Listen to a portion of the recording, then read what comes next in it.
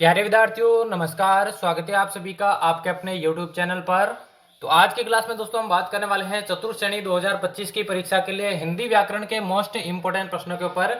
आप सभी को मालूम है तो चैनल पर चतुर्थ श्रेणी की परीक्षा के लिए डेली क्लासेज लगाई जा रही हैं। तो आज की क्लास में भी हम हिंदी व्याकरण के ऐसे प्रश्नों पर चर्चा करने वाले हैं जो कि आपकी परीक्षा के लिए मोस्ट इंपोर्टेंट होने वाली है।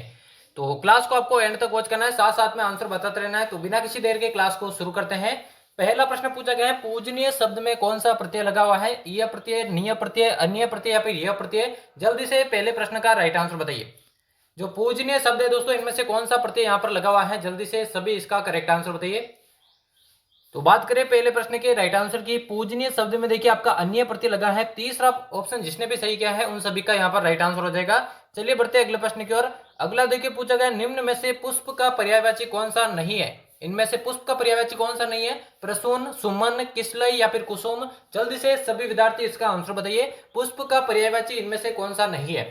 इंपॉर्टेंट प्रश्न, तो ऐसे ही प्रश्न आपको एग्जाम में देखने को मिलेंगे, तो जल्दी से सभी इसका आंसर बताइए। बहुत ही महत्वपूर्ण प्रश्न। तो इनमें से देखिए पुष्प के पर्यायवाची की बात करूं, प्रसून आपके पुष्प का पर्यायवाची है, सुमन है और कुसुम है। लेकिन देखिए पूछा गया कौन सा नहीं है, तो किसलई नहीं है, यानी कि तीसरा ऑप्शन इस प्रश्न का यहाँ पर राइट आंसर हो जाएगा। अगला देखिए, अगला पूछा गया, पूर्वगामी शब्द का विलोम शब्द क्या होगा? पश्चगामी, उर्ध्वगामी, पतनगामी या फिर अपूर्ण? सभी विद्यार्थी कमेंट करके इसका आंसर बताइए। पुरोगामी शब्द का दोस्तों विलोम शब्द इनमें से क्या होने वाला है, यही आपसे पूछा गया है, तो सभी इसका आंसर बताइए। बहुत ही महत्वपूर्ण प्रश्न है, तो काफी बार एग्जाम में पूछा गया है। तो पुरोगामी शब्द की बात करूं, इसका जो विलोम शब्द हो जाएगा वो हो जाएगा पश्चगामी। पहला ही ऑप्शन इसका यहाँ पर राइट आंसर हो जाएगा। अगला देखिए पूछा गया है, अगला देखिए पूछा गया है, मुझे वहां जाना है वाक्य में रेखांकित पदबंध का प्रकार कौन सा है? जो रेखांकित आपके पद है वो किसका प्रकार है? संज्ञा, सर्वनाम, विशेषण या फिर समास? सभी इसका आंसर बताइए। बहुत ही इंपॉर्टेंट प्रश्न, तो ऐसे प्रश्न आपको एग्जाम में देखने को मिलेंगे। तो मुझे वहां जाना है, इस वाक्य में जो रेखांकित पद है वो किसका प्रकार है? तो ये एक प्रकार का दोस्तों सर्वनाम है जो संज्ञा के स्थान पर प्रयुक्त होता है। दूसरा ऑप्शन यहाँ पर इसका बिल्कुल राइट आंसर हो जाएगा। अगला देखिए पूछा गया, जिस पर अभियोग लगाया गया हो वाक्यांश के लिए एक शब्द कौन सा होगा? अभियोगी, वादी, अभियुक्त या फिर अपराधी? सभी विद्यार्थी करेक्ट आंसर बताइए।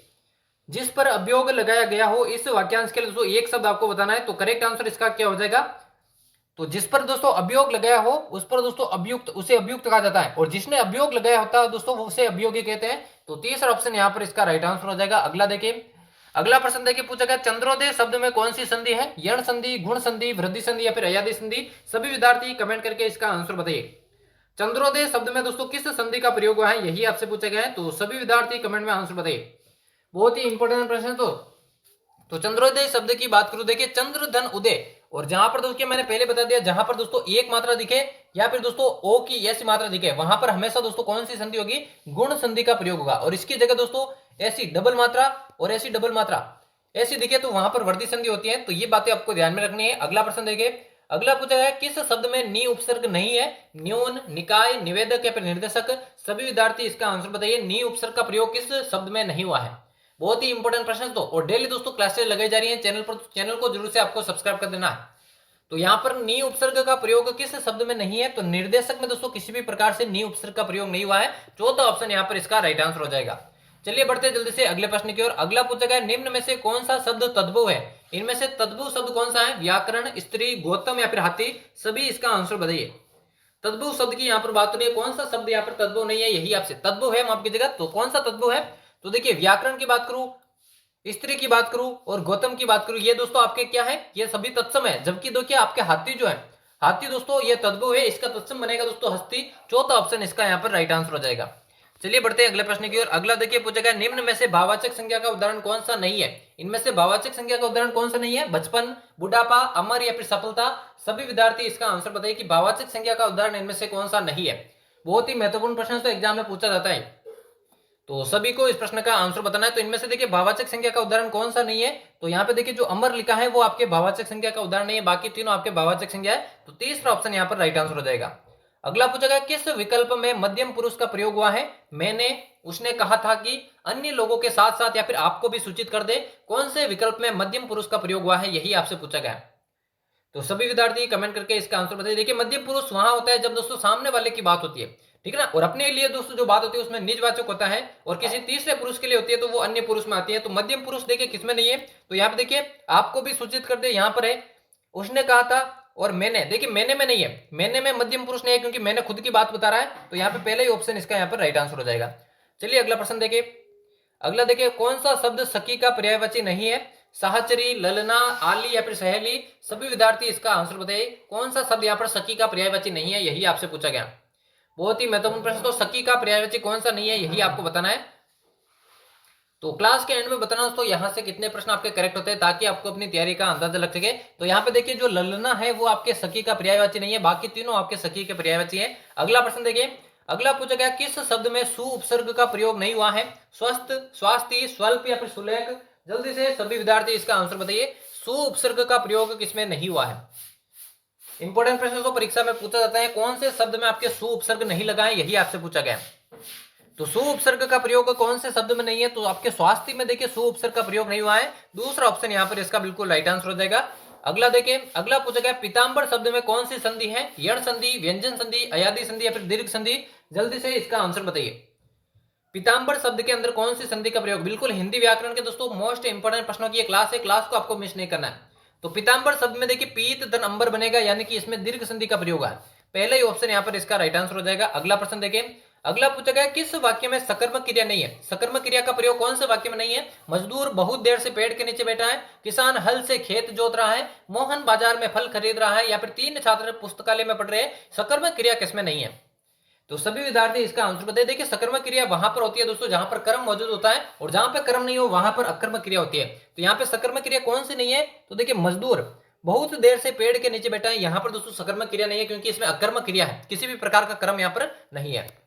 अगला देखिए पूछेगा, किस विकल्प में सभी शब्द स्त्रीलिंग है? पहला ऑप्शन है चमक और आहट, दूसरा है बात और खेल, तीसरा है चाल चलन और मिठास, और चौथा है भूख और नाच। कौन से शब्द में दोस्तों सभी शब्द आपके स्त्रीलिंग है, यही आपसे पूछा गया। तो सभी को इस प्रश्न का आंसर बताना है। तो यहाँ पे देखिए पहला जो ऑप्शन है चमक और आहट, इसमें देखिए दोनों जो शब्द है वो स्त्रीलिंग है, पहले ही ऑप्शन इसका राइट आंसर हो जाएगा।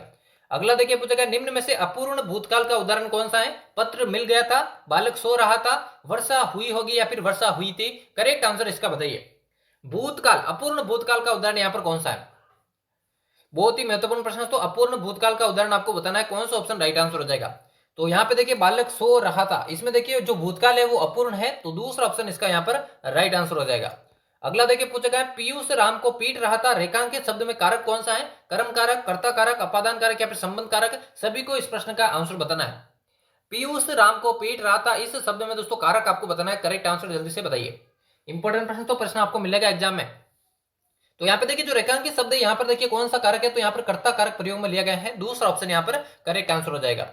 अगला पूछा गया, मुझे ये पुस्तकें मित्रों को देनी है, वाक्य में उद्देश्य कौन सा है? मुझे ये पुस्तकें या फिर मित्रों को। करेक्ट आंसर बताइए जल्दी से। मुझे ये पुस्तकें मित्रों को देनी है, इस वाक्य में उद्देश्य कौन सा है, यही आपसे पूछा गया। तो करेक्ट आंसर क्या हो जाएगा इस प्रश्न का?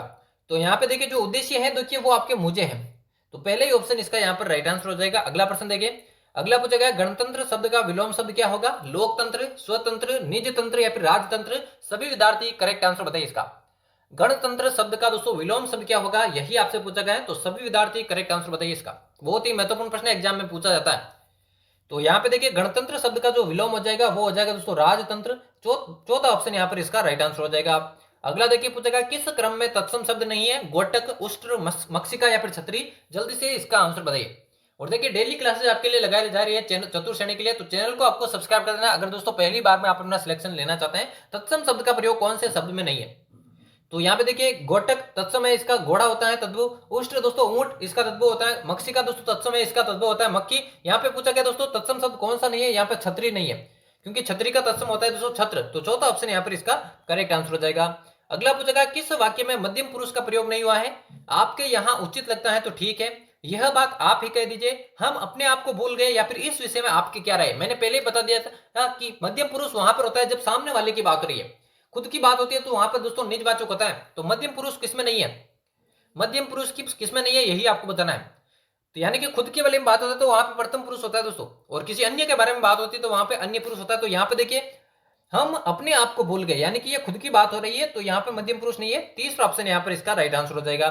अगला देखिए पूछेगा, निम्नलिखित में से कौन सा शब्द है जिसमें हारा प्रत्यय नहीं लगा हुआ है? हारा प्रत्यय कौन से शब्द में नहीं लगा है? पनिहारा, पालनहारा, लकड़हारा या फिर किस्मत हारा। सभी विद्यार्थी इसका आंसर बताइए। कौन से शब्द में हारा प्रत्यय नहीं लगा हुआ है, यही आपसे पूछा गया है। तो सभी विद्यार्थी कमेंट करके इसका आंसर बताइए, बहुत ही महत्वपूर्ण प्रश्न है। तो हारा शब्द की बात करूं, देखिए किस्मत हरा, यहां पर हारा प्रत्यय नहीं है, क्योंकि यहां पर हारा दोस्तों हारने वाले के अर्थ में है, तो यहां पर दोस्तों हारा प्रत्यय नहीं लगा, यही इसका करेक्ट आंसर हो जाएगा। अगला देखिए पूछेगा, इनमें से अकाउंटेबल का सही हिंदी पारिभाषिक शब्द कौन सा है? लेखा जोखा, समझदारी, देनदारी या फिर उत्तरदायी। आपके चतुर्थ श्रेणी में दोस्तों पारिभाषिक शब्दावली से भी प्रश्न पूछे जाएंगे। तो डेली दोस्तों कोशिश रहती है कि हिंदी व्याकरण की जितनी भी क्लासेस लगती है उनमें 2-3 प्रश्न तो आपके पारिभाषिक शब्दावली से भी मिले आपको। तो अकाउंटेबल का सही हिंदी पारिभाषिक शब्द कौन सा है? तो इसका अर्थ होता है दोस्तों उत्तरदायी।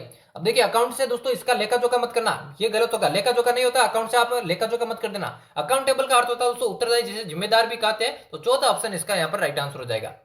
अगला पूछा दोस्तों, फेस इस्माइल का हिंदी समकक्ष है, ठीक है ना। फेस इस्माइल का हिंदी समकक्ष है आकृति, प्रकृति, सुकृति या फिर प्रतिकृति। जल्दी से इसका आंसर बताइए, सभी को इसका आंसर बताना है। फैक्सिमिल का हिंदी अर्थ आपको बताना है, फैक्सिमिल का हिंदी समकक्ष है। तो फैक्सिमिल दोस्तों एग्जाम में पूछा गया प्रश्न, इंपॉर्टेंट है दोस्तों, इसे कहा जाता है आपके प्रतिकृति। तो चौथा ऑप्शन यहाँ पर इसका बिल्कुल राइट आंसर हो जाएगा। और आज के हिंदी व्याकरण की क्लास का ये लास्ट प्रश्न होने वाला है। यहाँ पर आपसे पूछा गया है, बेलोट का सही हिंदी शब्द कौन सा है? मतपत्र, परिपत्र, सूची पत्र या फिर आवेदन पत्र। सभी विद्यार्थी इसका आंसर बताइए, कौन सा ऑप्शन राइट आंसर हो जाएगा। और इस प्रश्न का दोस्तों आपको आंसर देना है क्लास के एंड में, और 25 में से कितने प्रश्न आपके करेक्ट होते हैं ये आपको कमेंट बॉक्स में बताना है। डेली दोस्तों चैनल पर क्लासेस लगाई जा रही है चतुर्थ श्रेणी की, डेली आपको अटेंड करनी है। अगर आप पहली बार में अपना सिलेक्शन लेना चाहता है तो इस अंतिम प्रश्न का आंसर दोस्तों सभी विद्यार्थियों को कमेंट में लास्ट में बताना है, ताकि पता लग सके दोस्तों कैसी आपकी तैयारी चल रही है। तो उम्मीद करता हूं क्लास आपको पसंद आएगी दोस्तों, अपने सभी साथियों में क्लास को शेयर कर देना। तो मिलते हैं अगली क्लास में, तब तक लेते हैं आप सभी से अलविदा।